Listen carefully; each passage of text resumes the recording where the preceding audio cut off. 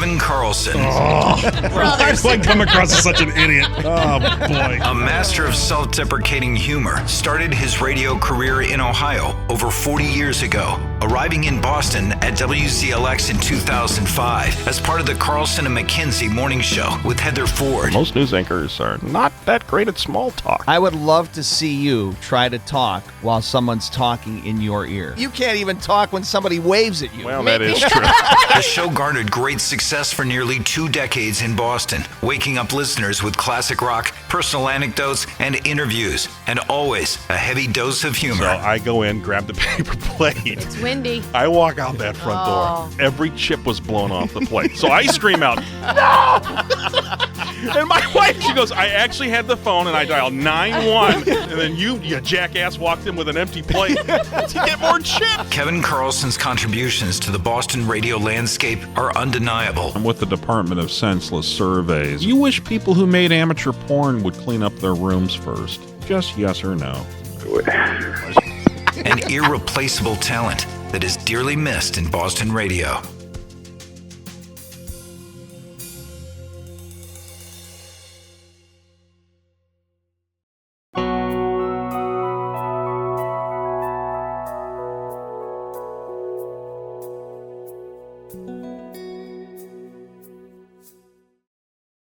Known to his friends and listeners alike as Happy Heck, Hector Gauthier was a fixture in the homes and cars of the South Coast for over 50 years. Always smiling and willing to help, Heck earned the title Beloved.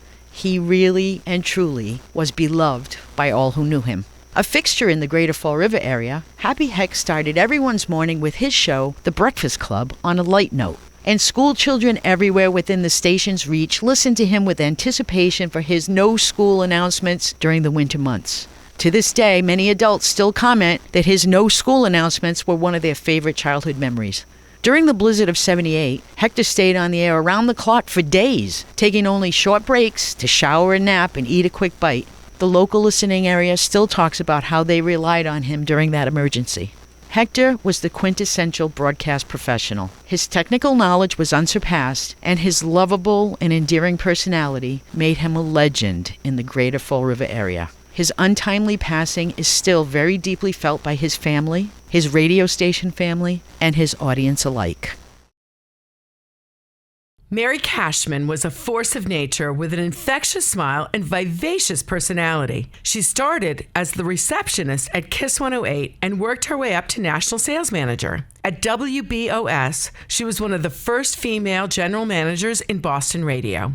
Mary became an entrepreneur and started her own business, Cashman Marketing, and later Cashman Design, expanding on her love of decor and fashion. In addition to her professional endeavors, she also contributed her time and expertise to many charities, including Girls Inc. of Lynn. Mary was an avid traveler whose journeys took her around the world. She was a pioneer who was loved and respected by all. Doug Cope spent 17 years at WBZ Radio, but his career path took him in several directions. Early on, Doug worked for WHYN in Springfield. After stints at radio stations in Maine and New Hampshire, Doug became a reporter and anchor for WHDH in Boston before leaving the airwaves in the late 1990s for jobs in state government, serving as communications director for Representative Ed Teague and public communications director for the Massachusetts Emergency Management Agency. He was also director of public affairs for the Massachusetts Department of Transportation's Highway Division. Doug graduated from Emerson College in 1976. On BZ, he was a general assignment reporter and anchor, covered major events in the region and his share of championship parades. It may be very cold out, but these people are definitely warm. They're ready for a parade. He was also the voice of WBZ's Parent Report for years. How much is a good babysitter worth to you? Doug was a New Englander, born in Norwood, raised in Marblehead, and for 30 years he lived in Hingham, where he raised 2 children. After retiring from WBZ, Doug moved to Rockland, became involved with local politics, and was a broadcast board member of the New England chapter of SAG-AFTRA. Loved his family, his friends, and fishing. It was perhaps in one of his Parent Reports that Doug left us with a message. The word gratitude is defined as the quality of being thankful, a readiness to show appreciation for and to return kindness. And we are all grateful for having known Doug and for his kindness.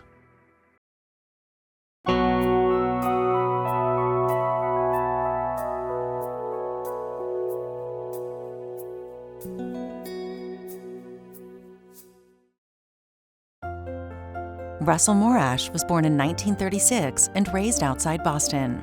He was a curious child. His adventurous spirit continued as an adult. It was a great experience to be given the responsibility of running a camera. He began working at what was then called WGBH, producing and directing a variety of shows, including a live children's program called Ruth Ann's Camp, the public affairs series The Advocates, MIT Science Reporter, and the landmark James Brown concert broadcast live from the Boston Garden. This is not an essential step, but I think it always makes the feel a little better to have flamed something in cognac. In 1963, he teamed up with Julia Child and introduced the world to the French chef. His experiences and interests often led him to discovering entirely new genres of TV. He created This Old House in 1979, and later, the New Yankee Workshop in 1989. There is no more important safety rule than to wear these. Really what a producer, director is doing is telling a story. Russ Morash was the definitive father of how-to television. He'll be remembered as a pioneer of DIY programming, a visionary creator, and a public television icon.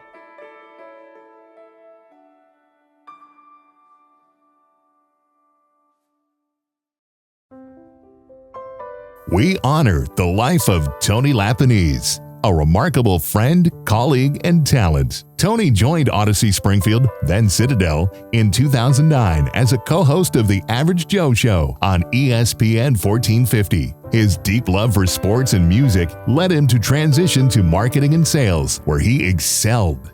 By 2014, Tony had become an account executive for 94.7 WMAS, and his hard work and dedication quickly set him apart. Over the years, he rose to become a top sales rep across multiple Odyssey stations, including 105.5 WEEI and Nueva 98.1, culminating in his recognition as a Chairman's Circle winner in 2023. Tony's kindness, gentle nature, and warm spirit made a lasting impact on all who knew him. He was beloved by his coworkers, clients, and community, and his absence is felt deeply. Arthur J. Singer had a storied career as an accomplished broadcaster and co-founder of the Massachusetts Broadcasters Hall of Fame. Born in Boston, he learned from the early days about broadcast history and production theory while attending Boston University. Art began his career as a radio documentary writer and on-air host at WBUR in Boston, and as a producer-director at WEDH-TV in Hartford. Later, Art would have stops at WETA in Washington, D.C., along with radio and TV stations in Schenectady, New York. He went on to become general manager of New Hampshire Public Television in Durham, a position he held for 14 years. From 1997 to 2005, Art was associate vice president for television, radio, and film at Emerson College in Boston. He led the development of many new facilities, including a cutting-edge storefront studio for WERS-FM. From 2007 to 2013, he led the Massachusetts Broadcasters Hall of Fame as its president, and the hall has gone on to honor scores of women and men for their vast contributions to broadcasting in the Commonwealth. His legacy is one that will endure for decades.